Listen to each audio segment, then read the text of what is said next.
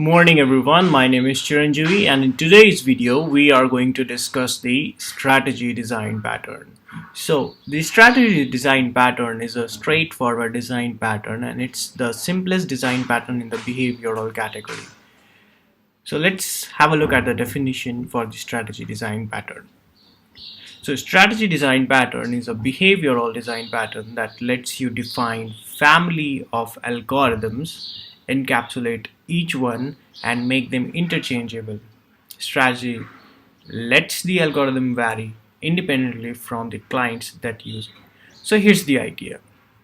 Whenever you are using a particular algorithm to do a job, there can be multiple flavors of that algorithm which can give you the same result. So instead of coupling your code tightly to the algorithm being used, what strategy design pattern suggests you to move that algorithm to a different class and encapsulate it using an interface and make it interchangeable with all the other flavors of the algorithm which you already have.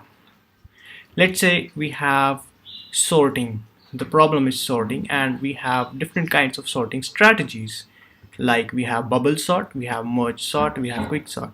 All these sorting strategy gives us the same result, but the way we implement bubble sort and way we implement merge sort is different, but the end result is same.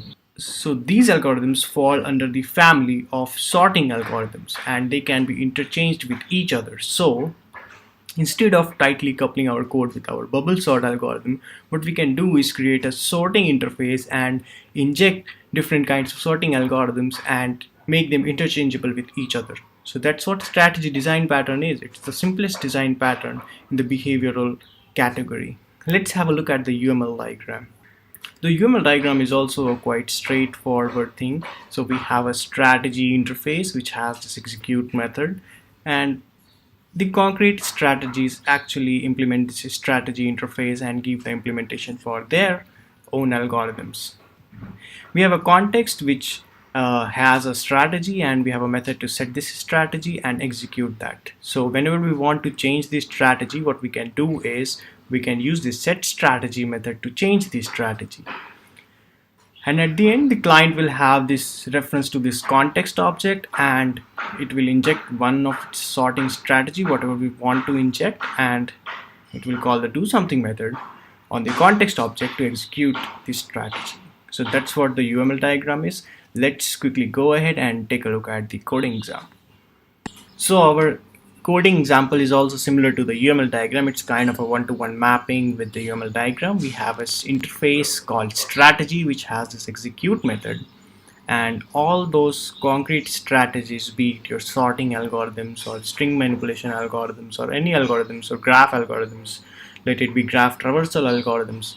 So whatever the result you require, the family of algorithms should provide the same result, and all these separate member in the family can be encapsulated using this strategy interface by implementing their own version of that same algorithm and returning the result. So here, to simplify this example, I am returning string as a result and not taking any parameters at all. And here we have our context object. In the context object, we have a reference to our strategy. We are setting the strategy in the constructor, and we have a set my strategy method to actually change the strategy. So whenever we want to change the strategy for that algorithm, we can change it with this method, with the help of this method. And whenever we want to execute this strategy, we will call this do something method. Let's go to our demo method. So I have created two strategies. One is called the bubble sort strategy and one is called the merge sort strategy. So I'm instantiating this context object with bubble sort strategy and calling execute method on it.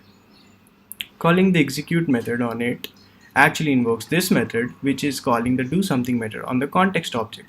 And when do something method is first called, it will execute the bubble sort strategy.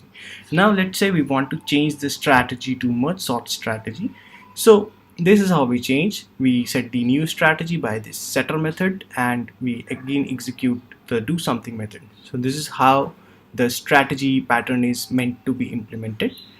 You just need to create an interface to encapsulate the family of algorithms. If you run this code, you will see different results. As you can see, we have executing bubble sort algorithm, and we also have executing merge sort algorithm, which happened because we changed the strategy over here. So yeah, this is what the strategy design pattern is. See you in the next one.